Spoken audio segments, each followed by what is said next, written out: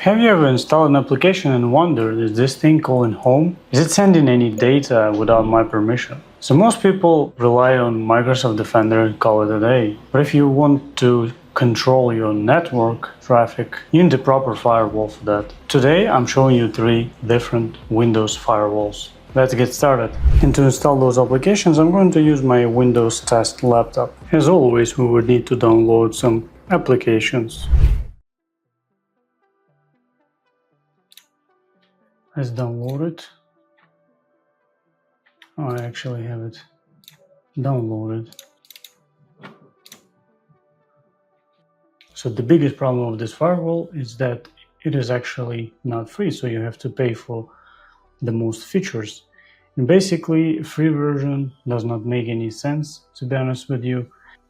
And it's super limited, so it's not going to allow you to block applications. It will only show you that there are some applications, there are connections to different hosts, there is a log analysis, and things like that. But it's a free version, so you can just observe it. And if you want to really protect yourself, for instance, you want to block all connections for Google Chrome, right? So you want to turn on the firewall, and as you see, it says upgrade. So it's kind of useless. And of course, all the power comes from notifications. So for instance, I'm going to use, so as you see, Copilot made a connection, first network activity. And this is where it's going to be really helpful with this application, because you can see any activity and you'll immediately will have this notification. So if you click on it, you'll see that this is the first network activity, and you can do whatever you want with this alert. But also you can go in here and you can see this is the Copilot. So because we have a free version, again, we can only say it's blocked and all that stuff, but of course we need to sign in for this to happen. But it has log features for today, it's in real time, and also yesterday and some other activity, so full history. Network scan, so you can see what things you have in network, and also the hardware resources. But again, the main screen is in here where you can create different profiles. And again, this is a paid one feature. In firewall mode, ask to connect, block all, whatever you like.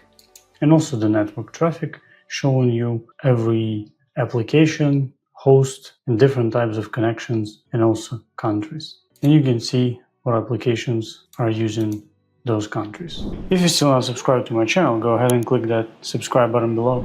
Alright, let's start from the second tool. And this will be our fourth firewall. This thing is open source and you can download it from GitHub. It has a little bit different capabilities and screen, but essential tools is to detect applications, see connections, and block different programs from using the internet. So let's download it.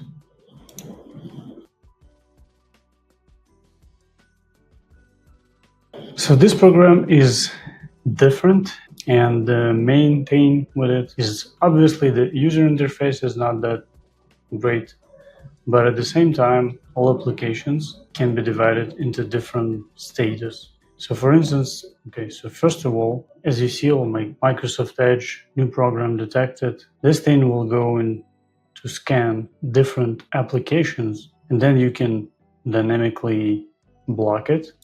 And also there is a group feature, which is kind of the same, kind of profiles. So you can block the connection, you can kill the process, or you can allow it. Also there is a temporary protections like one-time allow, 5 minutes, or 5 minutes block. So we can use also kill child processes to kill the process that kind of processes that the main process created.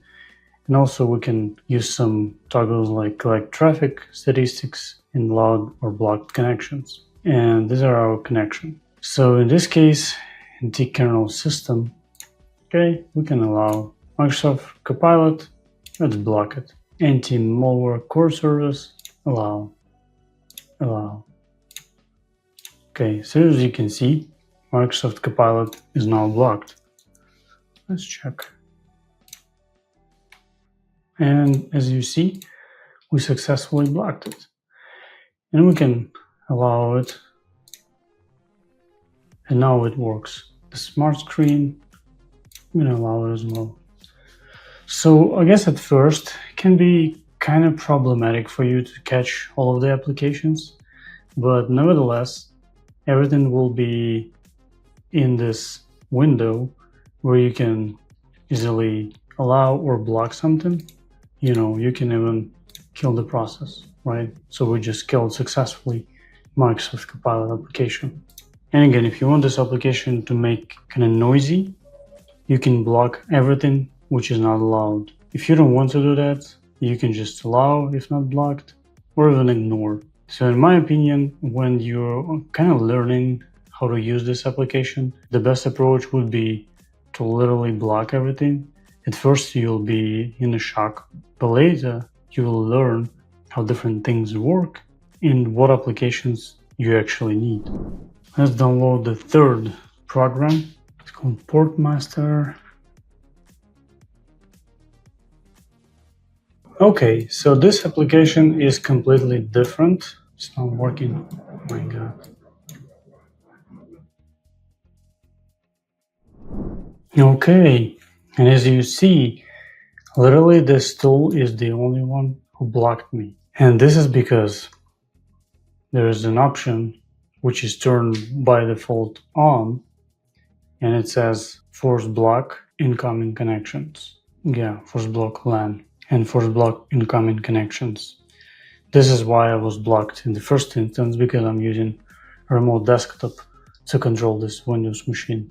But yeah, let's actually see what we can see in this application. So the first screen is actually our network activity, where we can see different DNS requests.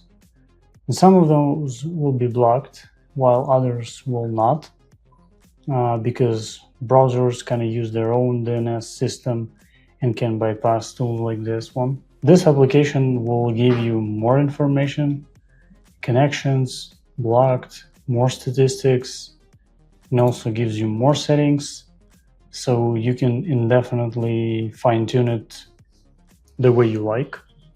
You can block different applications, you can block different services, the system services as well. Let's see Microsoft Edge, WebView, Anycast. You see different connections. Let's actually use some application, maybe Copilot as well. Anyway, Copilot is dead. So let's just use Steam. And as you see, immediately we got a notification about DNS bypass attempts. And this is our Steam. So we can block all connections for Steam. Yeah, and this thing will not be able to properly run. Yeah, that's it. I can't even run it. Maybe Teams. Microsoft Teams. Everyone loves this application, right? Okay, yeah. It is blocked as well. Okay, as soon as we unblocked Steam, it appeared, but we can completely block it. So yeah, this is the way this tool works.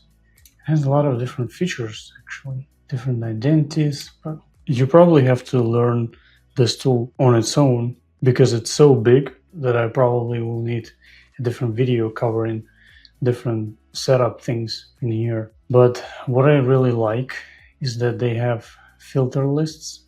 So filter lists, it's actually kind of lists from different open source trackers that can notify you and block malicious traffic or analytics, and also telemetry. And one of the cool things, malware. This is really important because with these tools, you can block any unwanted traffic. And you can actually enable history.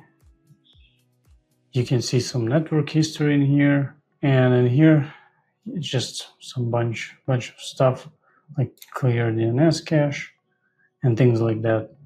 But the ultimate thing all these application screens, right?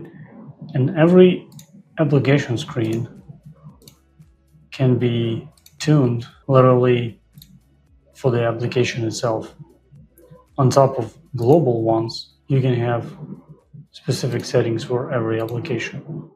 Installing Firewall is only 50% of success. You still have to learn how to control your traffic, control how to block unwanted applications and connections. But it's just the beginning. To make yourself more secure, you need to install additional applications and learn how to use them. In my future videos, I'm going to show you how to protect yourself even more and how to be a proficient user. Stay safe, stay secure. See you in the next video. Bye.